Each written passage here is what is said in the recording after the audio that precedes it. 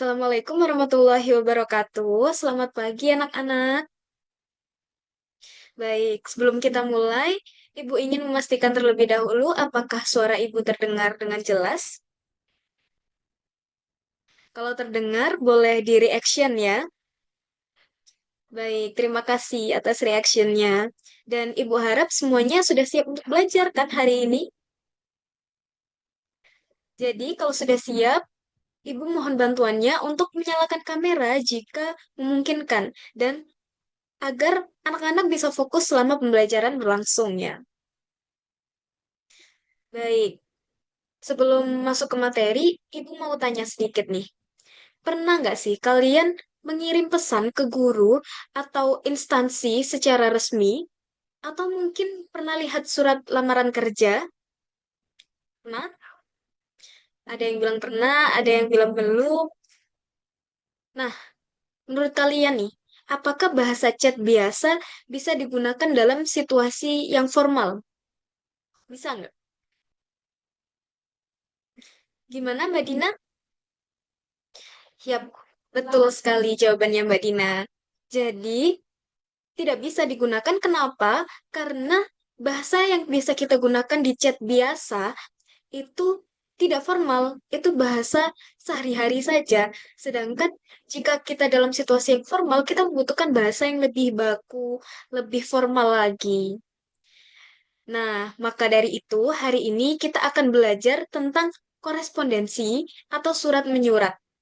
Nah, setelah pembelajaran ini, diharapkan kalian dapat memahami bagian-bagian surat, menggunakan bahasa surat yang baik, seperti tadi yang Ibu bilang, karena di surat formal dengan chat biasa itu berbeda, tidak sama bahasanya. Dan kemudian kalian juga diharapkan mampu mengetahui jenis-jenis surat. Baik, Ibu akan share screen terlebih dahulu untuk materi hari ini.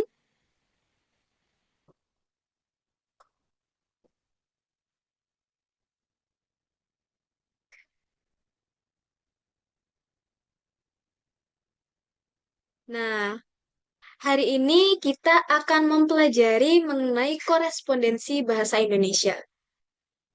Apa sih korespondensi itu? Korespondensi adalah kegiatan komunikasi tertulis yang digunakan dalam kehidupan sehari-hari, terutama dalam lingkungan formal seperti sekolah atau instansi.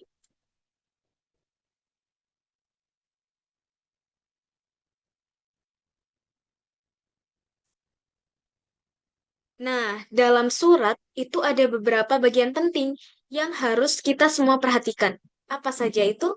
Yang pertama ada kepala surat, kemudian ada nomor surat, ada tanggal, lampiran, hal atau perihal, alamat tujuan, salam pembuka, isi surat, salam penutup, tanda tangan, dan yang terakhir ada tebusan. Nah, kalau misalnya dalam surat itu tidak ada tanggal, menurut kalian apa dampaknya? Yang bisa jawab, silakan jawab di chat.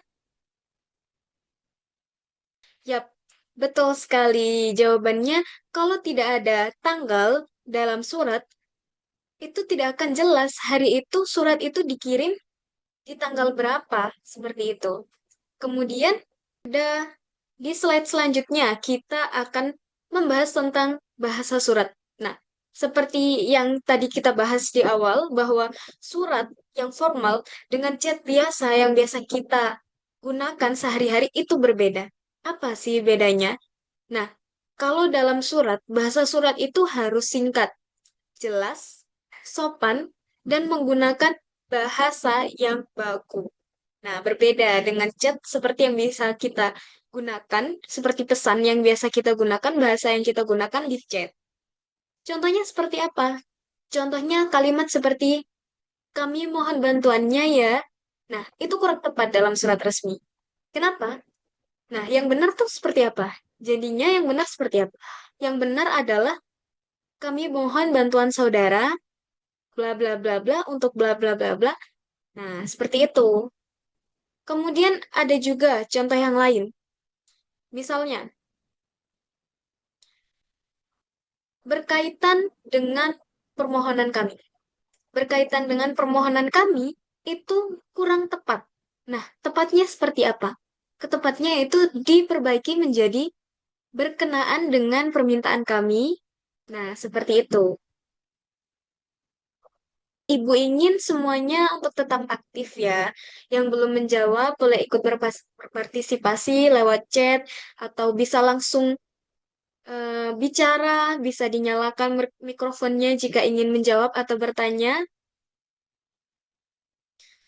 Saya tunggu sampai semuanya kembali fokus ya, karena ini penting untuk dipahami. Kemudian ada jenis-jenis surat. Nah, jenis surat ini dibagi menjadi berapa? Ada berdasarkan wujudnya dan juga ada berdasarkan pembuat. Apa bedanya? Nah, jika berdasarkan wujudnya, itu ada kartu pos, warkat pos, kemudian ada surat biasa. Kemudian kalau untuk berdasarkan pembuat, ada surat pribadi, ada surat resmi.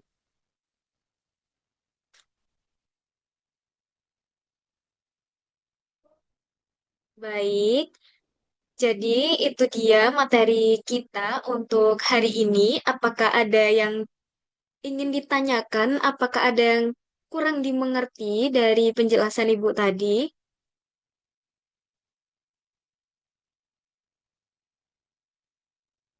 Kalau tidak ada yang jawab, nanti Ibu tunjuk loh ya.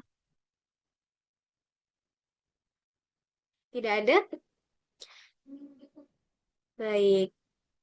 Karena tidak ada yang menjawab dan tidak ada yang mau berbicara, kalau begitu Ibu kasih penugasan buat kalian. Jadi untuk memperdalam pemahaman dari apa yang sudah kita pelajari hari ini, Ibu mau berikan kalian tugas. Jadi silahkan buat. Yang pertama ada surat kegiatan organisasi, kemudian yang kedua surat lamaran kerja.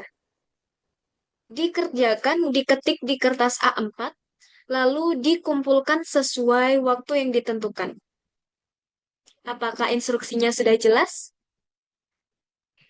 Kalau jelas, boleh tulis paham ya di chat atau bisa di reaction.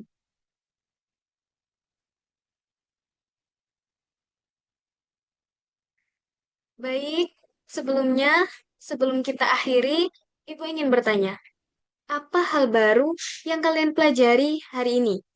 Silakan ditulis di chat. Baik, jadi hari ini kita sudah belajar mengenai yang pertama, ada pengertian korespondensi. Yang kedua, bagian-bagian surat. Yang ketiga, bahasa surat. Dan yang terakhir ada jenis-jenis surat. Ya, jadi Ibu harap semoga materi hari ini dapat bermanfaat dan bisa kalian terapkan di ke depannya.